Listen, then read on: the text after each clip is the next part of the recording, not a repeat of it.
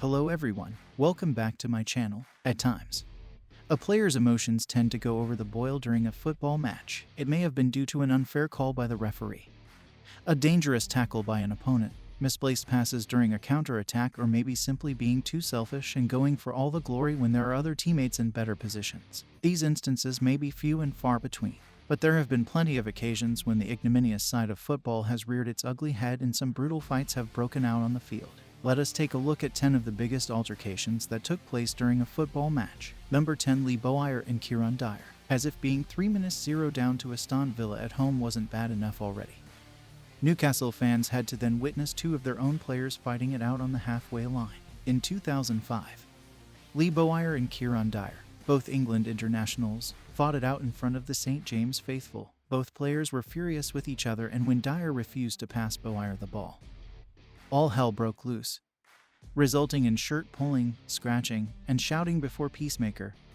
Aston Villa's Gareth Barry eventually broke them up. Needless to say, both players saw red cards in what can only be described as one of the Premier League's more embarrassing fights. Number 9. Ruud van Nistelrooy and Arsenal. Back in the early 2000s, Manchester United versus Arsenal was one of the most hotly contested affairs in the league, with these matches often deciding where the title would end up come the end of the season. During the 2003 divided-by-4 season, these two teams met for a match that is now infamously known as the Battle of Old Trafford.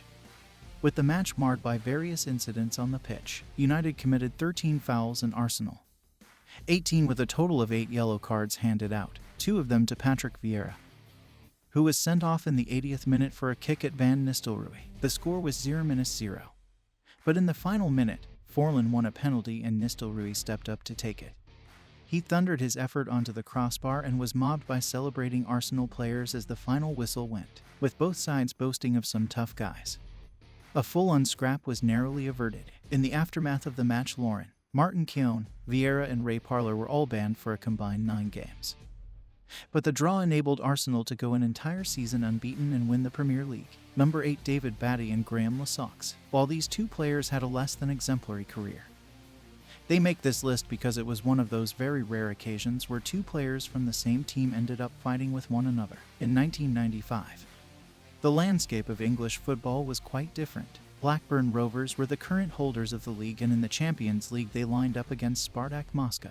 4 minutes into the game in Russia, Batty gained possession in midfield, but Lasocks tried to take the ball off him, clattering into his teammate and giving away a throw into Spartak. Batty was furious and ran over to the defender to give him an earful, and Lasocks responded by punching him in the throat. What made it more incredulous was that Lasocks broke his hand in the attack, with their skipper Tim Sherwood having to calm things down. Number 7. Alan Pardew and David Mailer. While it is incredibly unlikely to see teammates get into fights with one another, a manager getting into a fight with an opposition player is arguably unlikelier. The former West Ham, Newcastle and Crystal Palace boss has been involved in his fair share of controversy, from claiming he couldn't be racist because his wife was Spanish to calling Manuel Pellegrini a F King Old C. Pardew, however, managed to outdo himself during a Newcastle vs Hull City match in 2014, with the Magpies 3-1 up in the 70th minute. The game was all but over, but when Hull City's David Mailer bumped into Pardew while retrieving the ball for a throw-in, Pardew responded angrily and gave Mailer a headbutt.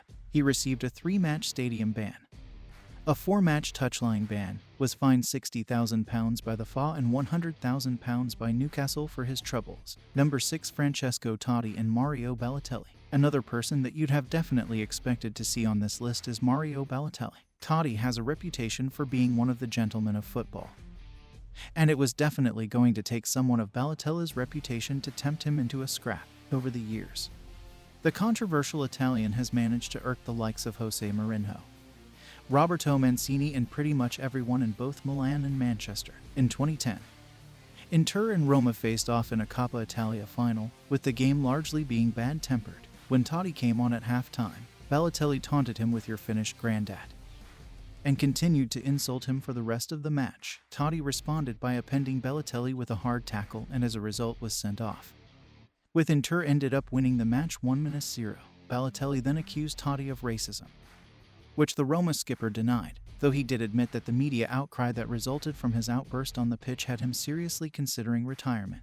Number 5. Joey Barton and the Manchester City squad. The last day of the 2011 over-12 season was one of the most special in living memory. Agro's late goal against QPR won them the league and helped City pip arch rivals United to the title and relegation 6-pointers and battles for European places going on elsewhere during the day.